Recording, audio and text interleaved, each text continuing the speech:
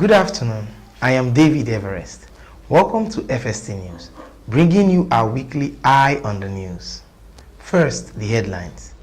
President Buhari celebrates Salam, treks 800 meters. Nigeria police heeds directive from presidency. Amechi bags UN appointment. Dumo Lulu-Briggs visits the Blanksons. Esther of Ogoniland loses dad. New group clamor for riverine governor in Rivers State. United States imposes new sanctions on Russia. Pinnick confirmed as NFF chairman. Now the news in full. President Muhammadu Buhari arrived Daura, Katsina State for the Eid el-Kabir celebration. The president, who just came back from a 10-day vacation in London, landed at Daura in a presidential helicopter marked NAF 541, along with the members of his family and some aides on Monday night. In his Salam messages to Nigerians, Buhari urged Nigerians to rise above personal, group, sectarian and other interests and promote harmony and tolerance in dealing with one another at all times. In a statement released by his senior special assistant on media and publicity, Garba Shehu, on Monday, Buhari called on all Muslims to use the occasion for sober reflection and self-examination. The president stressed that fighting corruption was a task that must be done in order to protect a large interest of the ordinary Nigerians who are the worst victims of diseases, poverty, malnutrition, and other afflictions. On the current economic challenges facing Nigerians, Buhari reassured that such were temporary because the welfare of the people was the main thrust of the change agenda for his administration. On the current economic challenges facing Nigerians, Buhari reassured that such were temporary because the welfare of the people was the main thrust of the change agenda of his administration. The president on Tuesday 21st August performed the traditional rites of slaughtering the Eid ram after prayers and went on to demonstrate his fitness to run for a second term by trekking 800 meters from the Eid praying ground in Daura to his residence in Daura. The Nigeria Police, 15th August 2018, announced the immediate unbundling of the Special Anti-Robbery Squad units across the country. It said SARS will now be known as Federal Special Anti-Robbery Squad, with its command and control centralized. This directive is coming after Acting President Yemi Osibanjo directed the Inspector General of Police, Ibrahim Idris, to immediately overhaul the management and activities of the Special Anti-Robbery Squad. The order was given as a result of incessant complaints and critical reports about the activities of SARS on allegations hinged on human rights abuse. Speaking on behalf of the Nigeria Police, the police spokesman, Jimoh Moshood, said the Inspector General of Police, Ibrahim Idris, has appointed a new commissioner in charge of FSARS, who will report to the Deputy Inspector General of Police Operations and no longer the Federal Criminal Investigation and Intelligence Department.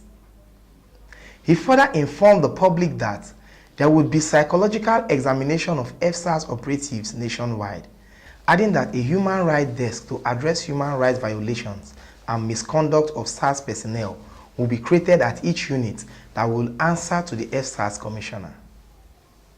According to the spokesman, henceforth, FSARS personnel will not perform stop and search duties, except on distress call to respond to armed robbery and kidnapping offenses only. Continuing, he said the police will be transparent, cooperate and work with the National Human Rights Commission. The Honorable Minister of Transportation added a feather to his cap recently in faraway Geneva, Switzerland. Chibike Rotimi Amechi, on the 9th of August, inaugurated as an advisory board member of the United Nations Road Safety Trust Fund at the UN Secretariat in Geneva, Switzerland. The United Nations Road Safety Trust Fund was created in the wake of suggestions by various United Nations member states at the instance of the UN Secretary General Ban Ki-moon in April 2018 to address the worldwide accident crisis resulting in 1.3 million lives lost and additional 50 million injured on the road each year. In a statement released by the media aide to Amechi, Mr. Israel Ibeleme, as member of the UN Road Safety Trust Fund Advisory Board, the minister by this appointment will play the important role of collaborating with all relevant agencies to reduce the number of accidents and casualties. He said that his involvement in the UN Road Safety Trust Fund will bring about more intervention in the area of road safety in Nigeria, hence effecting an impact on global road safety. He added that since his tenure as transport minister, there has been a revitalization in the transportation sector in Nigeria. Chief Lulu-Briggs on the 11th of August visited the family of late Joe Blankson to condole with his wife, Mercy Blankson.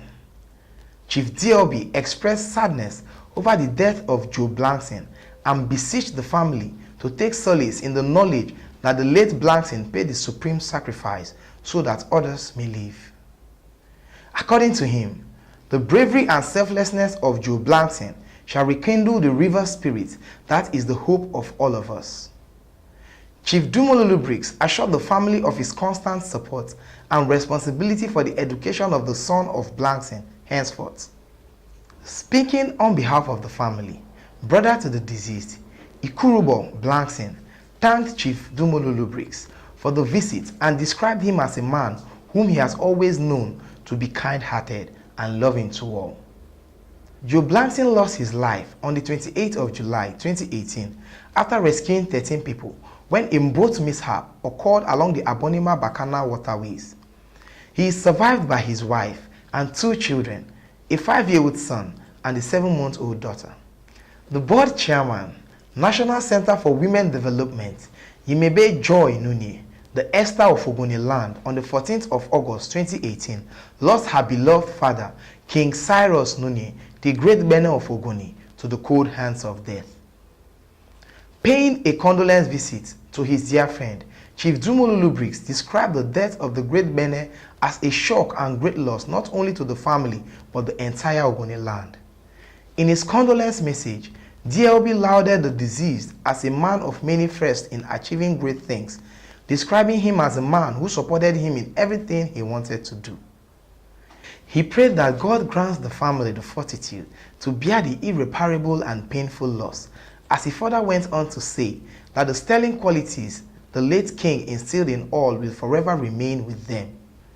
Daughter to the deceased, Joy Nunye, thanked Chief Lulu-Briggs for his visit and for always being a friend the family could rely on, not only in times of need, but at all times. A new group has emerged in Rivers State.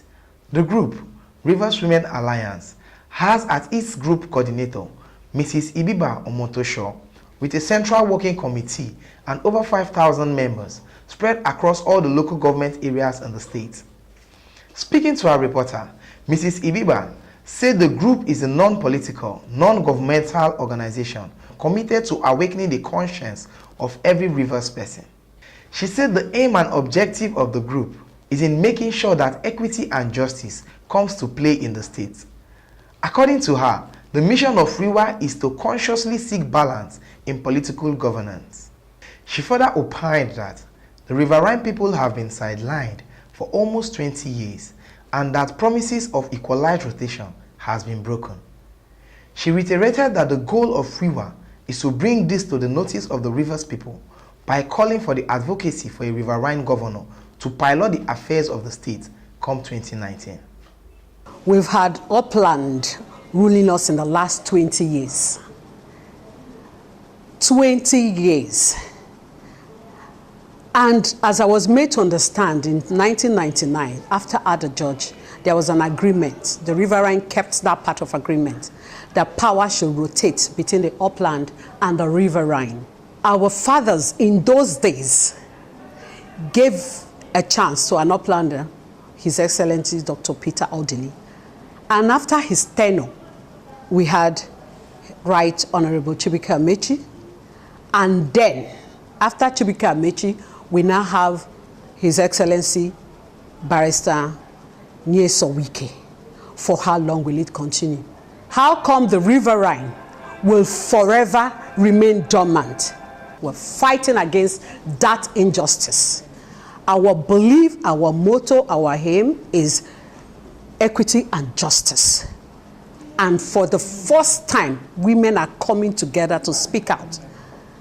And we're saying in one accord that enough is enough. Power must shift to the riverine. She concluded that the unity, well-being, togetherness of Rivers people is sacrosanct and called on all stakeholders to join in this advocacy. And on the foreign scene, the Russian Deputy Foreign Minister, Sergei Yakov, on Tuesday, 20th August, stated that the new United States sanctions introduced over alleged hacking and illegal oil product supply to North Korea were baseless. In a statement published on the ministry's website, he said the sanctions were introduced under a false pretense, promising a response from Moscow. The United States on Tuesday imposed sanctions on 2 Russians, 1 Russian company and 1 Slovakian firm for what Washington said were their actions to help another Russian company avoid sanctions over the country's malicious cyber-related activities. It also announced sanctions on 2 Russian shipping companies and 6 vessels it said were involved in the transfer of refined petroleum products to North Korean vessels in violation of UN restrictions. Before we go, let's take a look at sports updates. Nigeria was on Monday, 20th August 2018 saved from the hammer as the federal government beat the Monday deadline of the Federal International de Football Association, FIFA, after the federal government recognized Amaju Pinnick as the authentic chairman of the Nigeria Football Federation. Nigeria had been on the verge of being suspended from all football-related activities over squabbles over the leadership of the NFF between Chris Giwa and Amaju Pinnick. In a statement on its website, FIFA said, in view of these circumstances, FIFA deems that the conditions set by the decision of the Bureau of the FIFA Council have now been met, and consequently, the suspension of the NFF will not take effect. FIFA said, it will continue to closely monitor the situation in order to ensure that FIFA's rules and regulations are fully adhered to. Earlier, FIFA had threatened to suspend Nigeria from the World Football Body in a ruling on August 14th that read, the suspension will be lifted only once the NFF, under President Amaju Pinnick and General Secretary Mohamed Sanusi, confirms that it has been given back effective control of the NFF and its offices. The power struggle between the winner of the August 26, 2014 NFF presidential election in Abuja, Chris Giwa, and Pinnick, who emerged from a separate pool in Warri on September 30, 2014, and the resultant legal battles tossed Nigeria into the spotlight, all for the wrong reason. That will be all from our news desk this week.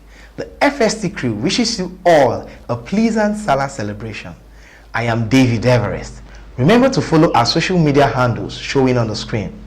Thank you and see you next time.